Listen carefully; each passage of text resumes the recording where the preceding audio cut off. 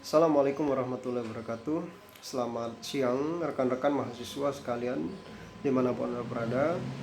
Saat ini kita sudah masuk ke minggu 3 mata kuliah Pancasila Poltekkes Kemenkes Provinsi Bengkulu. Materi hari ini mengenai konsep negara. Kita pernah mendengar istilah Homo faber atau makhluk berteknologi atau makhluk yang menggunakan teknologi. Juga kita pernah mendengar istilah Homo socius atau makhluk yang bermasyarakat, dan juga kita pernah mendengar istilah Homo economos atau makhluk ekonomi, dan istilah zoonpolitikon atau makhluk politik. Nah, istilah-istilah tersebut merupakan predikat yang melekat pada eksistensi manusia. Selain itu, predikat-predikat tersebut mengisyaratkan bahwa interaksi antar manusia dapat dimotivasi oleh sudut pandang, kebutuhan, atau kepentingan interest masing-masing, sehingga akibatnya pergaulan manusia dapat bersama-sama. Dia bisa sejalan, bisa juga berbeda, bahkan dia bisa bertentangan antara satu dengan yang lainnya. Bahkan ketika kita meminjam istilah dari Thomas Hobbes, bahwa manusia itu adalah manusia dapat menjadi serigala bagi manusia yang lain, homo hominilipus. Oleh karena itu, agar terciptanya kondisi yang harmonis dan tertib dalam memenuhi kebutuhannya, dalam memperjuangkan kesejahteraannya, manusia itu membutuhkan negara. Kalau menurut Dipnolo, apa sih yang dimaksud dengan negara? Yang dimaksud dengan negara itu adalah suatu organisasi kekuasaan yang berdaulat, yang dengan tata pemerintahan melaksanakan tata tertib atas suatu umat di suatu daerah tertentu.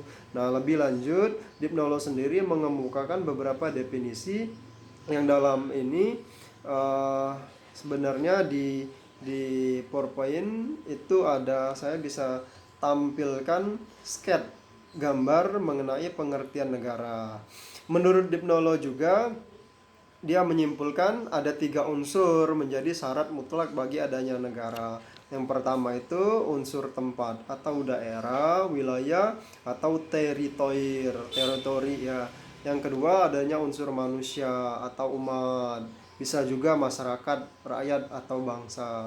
Yang ketiga itu harus ada organisasi atau tata kerjasama atau tata pemerintahan. Nah, ketiga unsur itu lazimnya dinyatakan sebagai unsur konstitutif. Tapi selain dari unsur konstitutif ini, ada juga unsur lain, yaitu unsur deklaratif. Dalam hal ini, pengakuan dari negara lain. Nah, berbicara tentang negara dari perspektif tata negara, paling tidak dapat dilihat dari 2 pendekatan, yaitu negara dalam keadaan diam, yang fokus pengkajiannya terutama pada bentuk dan struktur organisasi negara. Yang kedua, negara dalam keadaan bergerak. Ini fokus kajiannya terutama kepada mekanisme penyelenggaraan lembaga-lembaga negara, baik di pusat maupun di daerah. Pendekatan ini juga meliputi bentuk pemerintahan, seperti apa yang dianggap paling tepat untuk sebuah negara. Kalau tadi menurut Dipnolo, kita masih juga melihat definisi negara dari ahli lain. Misalnya menurut Aristoteles. Menurut Aristoteles, bahwa negara atau polis itu adalah persekutuan daripada keluarga dan desa guna memperoleh hidup yang sebaik-baiknya. Lain hal menurut Jean Bodin. Jean Bodin menganggap bahwa negara itu adalah persekutuan daripada keluarga-keluarga dengan segala kepentingannya, yang dipimpin oleh akal dari suatu kekuasaan yang berdaulat. Nah, juga ada teori lain menurut Hugo de Groot atau Grotius. Menurut Hugo de Groot ini, negara merupakan suatu persekutuan yang sempurna daripada orang-orang yang merdeka untuk memperoleh perlindungan hukum. Kita sudah 4 ahli yang berpendapat mengenai negara. Nah, mengenai bentuk negara, sistem pemerintahan, dan tujuan dari negara seperti apa, ini tergantung dari negara masing-masing.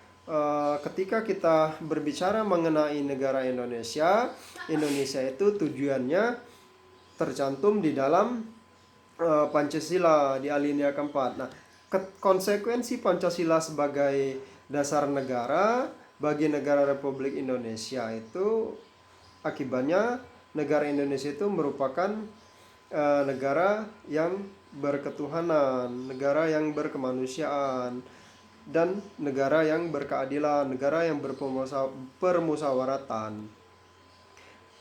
Tujuan dari negara Indonesia tadi bisa kita lihat di alinea keempat Undang-Undang Dasar 1945. Apa dari tujuan negara?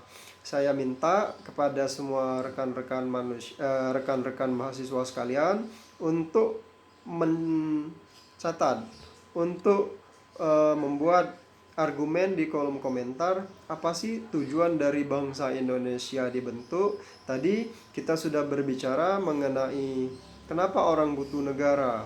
Terus kita sudah bicara mengenai apa sih yang dimaksud dengan negara. Kita juga harus bicara kenapa Indonesia itu harus dibuat. Apa tujuan Indonesia itu dibuat? Silakan kepada mahasiswa-mahasiswa sekalian tulis di kolom komentar. Assalamualaikum warahmatullahi wabarakatuh.